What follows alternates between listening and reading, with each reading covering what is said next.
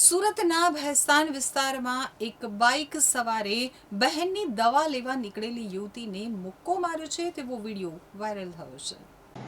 સુરતના ભેસ્તાન વિસ્તારમાં પ્રમુખ પાર્ક પાસે મહિલા સાથે અમાનવીય વ્યવહાર અને દાદાગીરીની ઘટના સામે આવી છે।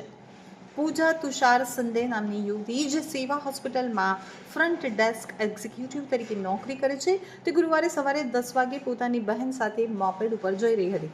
તેની બહેનને અચાનક ચક્કર આવતા હોવાથી તે તાત્કાલિક મેડિકલ સ્ટોર ઉપર દવા લેવા જઈ રહી હતી ત્યારે અકસ્માતની ઘટના બની હતી।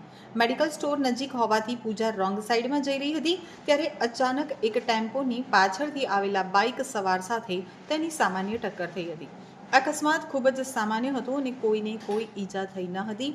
તેમ છતાં બાઇક સવારે પૂજા સાથે અત્યંત ખરાબ વર્તન અને ગાળાગાળી શરૂ કરી હતી। જ્યારે પૂજાએ સામે પક્ષે થતા ગેરવર્તનનો વિરોધ કર્યો અને ટકોર કરી ત્યારે મામલો વધુ બીચક્યો। વિવાદ પૂર્ણ થતાં જ પૂજા ત્યાંથી નીકળી ગઈ।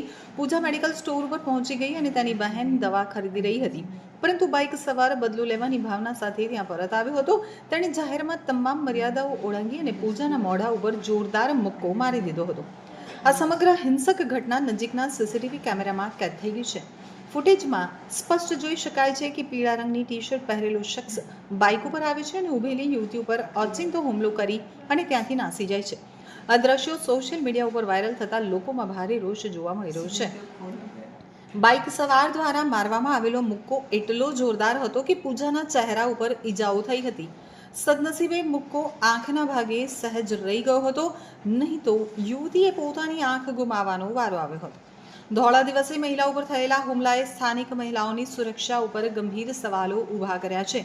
પીડિત યુવતી પૂજાએ આ અત્યાચાર સામે હિંમત દાખવી ભેસ્તાન પોલીસ મથકમાં ફરિયાદ નોંધાવી છે।